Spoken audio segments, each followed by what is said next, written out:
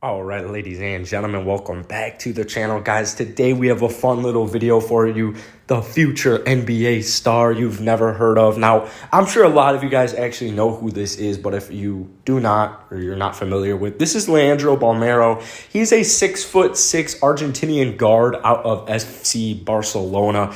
Now, last season, the Minnesota Timberwolves, they had 3 first-round draft picks, right? They went Anthony Edwards, and then kind of squished in between Anthony Edwards and Jaden McDaniels was this low-key EuroLeague guy, Leandro Bolmaro. So he did not play this season, clearly. Now, it is pretty much, I think it was 100% confirmed that he will be joining the Minnesota Timberwolves this next season. So he will be a rookie. Now, this is good for Minnesota because they don't have a first-round pick.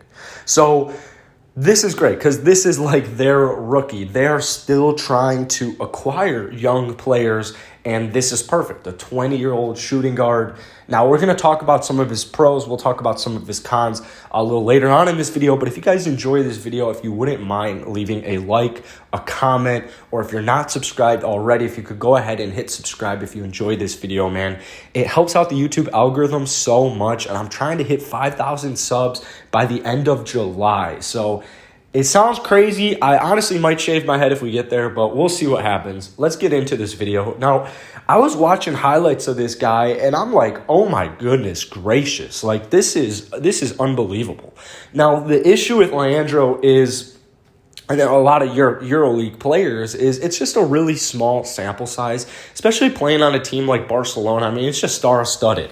And when you're so young, unless you're like a absolute stud superstar, Luka Doncic, I mean, not too much playing time is going to be available for you. So all of this, keep in mind, it's a really, really small sample size. I'm talking like 35 max games here.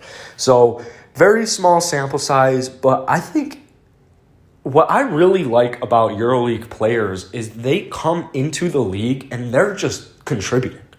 Like, it doesn't matter if they're playing 30 minutes a night or if they're playing 3 minutes a night. You know they're on the court. They're literally contributing. Or if they're not contributing, they're at least getting, either good looks, playing good defense. Like, basically what I'm trying to say is they can hold their own. Every EuroLeague player can hold his own in the NBA, even if it's his first game. Now, yeah, it might take some time to adjust to the different speed, but what I really like about Leandro is, this guy is really quick. He's extremely quick, and he is, incredible hands. Like, there are some highlights playing in the background where it's just, oh my goodness, what am I watching? You're 19 years old, you're 20 years old doing all this stuff. So his NBA comparison is Manu Ginobili, and I think that is phenomenal. Now, obviously, really small sample size, as I keep trying to emphasize here. But he did shoot really solid from deep. And that was kind of a big question mark heading into this past season. So he shot over 40% from 3, which is very good. Now, that's what you want from a shooting guard. I think Leandro could definitely be the main ball handler for Minnesota not the main bench ball handler for him next season. Now, I'm actually probably going to do a whole Minnesota Timberwolves offseason breakdown because they're a really intriguing team. Now, I think that they'll do something. I don't know if Ricky Rubio will be on this squad next year. My best guess is he won't finish the season with them. I think maybe they'll trade him around the deadline or hopefully even before then get Leandro a little bit more ball time. But Ricky Rubio right now is kind of the backup point guard guy. And first off, I'm really excited to see Minnesota play, man. D'Angelo and Cat had wanted to, they made this happen. They wanted to play together so badly and made it happen. It's been like a year and a half, and they've played like a handful of games. With injuries, with COVID, protocol, Cat, all this stuff going on. It's just, I'm really excited for this season. But that's kind of what I'm thinking Leandro comes into next season is he gets maybe 10, 15 minutes a night to start. And then once Ricky Rubio is gone, or if Ricky Rubio is gone to start the season, even better for him. But that's when I think he'll start to get a little bit more run. I'm sure it will be pretty slow right out of the gate unless he comes out just highly impressive, which very well could be. Now, Another great part, like I'm saying, he's a great ball handler. So what I really like about his game is he changes speeds phenomenally. And that's going to help him a lot in the NBA because he's generating easy looks for himself, and he's also generating easy looks for his teammates. He averaged about 5.5 assists per 36, right? He didn't play too many minutes, so you kind of got a per 36 a lot of his statistics, but he has shown clear promise with his ability to pass the ball, good passer, get open looks for other players, and most importantly, get open looks for himself. So I really like the Manu Ginobili comparison, like I said, and it's just anytime you have a European player who can play defense, is quick, has really good hands, and can shoot the three, I mean, that is good. Like, that is those are all the intangibles you are looking for.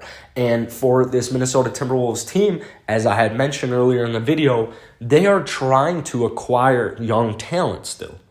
So not having a first-round draft pick this season because it got, 7? I think it fell to 7 for him. So unless it came in the top 3, it was going to go to Golden State. So kind of unfair there, or unlucky, I should say. But this is, I don't know, future NBA star, it might be a push, but I honestly, I don't think it's that far-fetched to say this guy could genuinely be a star in the league in the next couple of years. I mean, I don't even need to mention the European players who have come onto the league in recent years and just put up phenomenal statistics. Luka Doncic, Nikola Jokic. So I'm not saying he'll be like that, but I think if I'm a Minnesota Timberwolves fan, this is one of the most promising parts about this next season. And that's not an easy thing to say because Minnesota's got a solid team, man. They've got a really solid team, and they've got a really solid young core, especially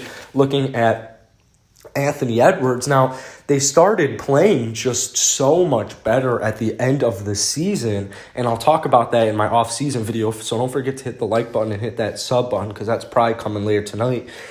But when D'Angelo Russell and Karl-Anthony Towns returned, they were a little over 500 when healthy. So you get this starting lineup. I think their hope is that the players just keep progressing. They need help on the defensive end. I'll talk about a Ben Simmons trade later on in the next video, but that bench unit, if Leandro comes onto this bench unit and he can actually help contribute and win games, I mean, this Minnesota Timberwolves team, they could very well be in the playing game. Very well be in the play-in tournament game. They could very well even be a playoff seed. Who knows what's going to happen if they can stay healthy. Obviously, hopefully Corona's gone, but I'll talk about that in tomorrow's video. Anyways, guys, that is it for today. If you enjoyed this video, hit the like button, hit the sub button.